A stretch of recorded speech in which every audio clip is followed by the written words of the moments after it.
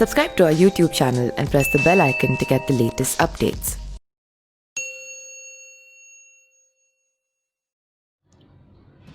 बिहार के पुलिस महानिदेशक यानी कि डीजीपी गुप्तेश्वर पांडे ने समय से पहले सेवानिवृत्त यानी कि वीआरएस लिया है, जिसे राज्यपाल ने स्वीकार भी कर लिया है। पांडे ने ऐसे समय में वीआरएस लिया है जब बिहार विधानसभा चुनाव का बिगुल बज चुका है।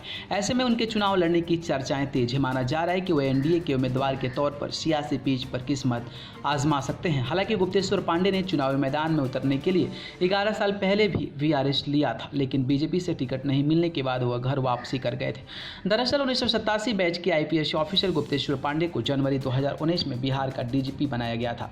बतौर डीजीपी उनका कार्यकाल 28 फरवरी 2021 तक था, लेकिन उन्होंने मंगलवार को कार्यकाल पूरा होने से पहले बीआरएस ले लिया है।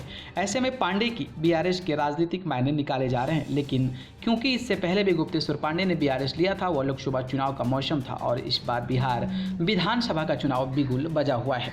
गुप्तेश्वर पांडे ने 2009 में बीआरएस लिया था और उस समय भी उनके लोकसभा चुनाव लड़ने की चर्चाएं तेज थी। कहा जाता है कि गुप्तेश्वर पांडे बिहार की बक्सर लोकसभा सीट से बीजेपी के टिकट पर चुनाव लड़ना चाहते थे। गुप्तेश्वर पांडे की उम्मीद थी कि बक्सर से बीजेपी के तत्कालीन सांसद लालमुनि चौबे को पार्टी दोबारा से प्रत्याशी नहीं बनाएगी। ऐसे में वह पुलिस की नौकरी से इस्तीफा देकर सियासी गोटियां सेट करने में लगे थे। बीजेपी नेता के साथ पांडे ने अपने समीकरण भी बना लिए थे और टिकट मिलने का पूरा भरोसा हो भी गया था। गुप्तेश्वर पांडे के नाम की घोषणा होती उससे पहले ही बीजेपी नेता लालमुनि चौबे ने बागी रुख अख्तियार कर लिया था। इससे बीजेपी ने अपने रणनीति में बदलाव करते हुए लालमुनि चौबे को भी मैदान में उतारने का फैसला किया था। पुलिस सर्विस से इस्तीफा दे चुके पांडे को न खुदा मिला न विशाले सनम।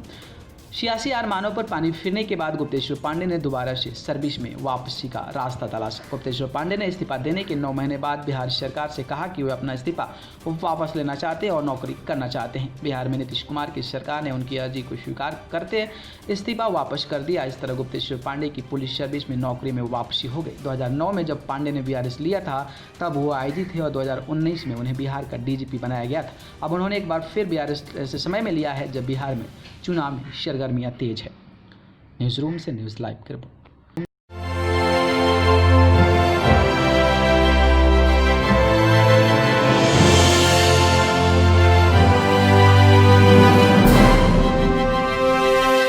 Subscribe to our YouTube channel and press the bell icon to get the latest updates.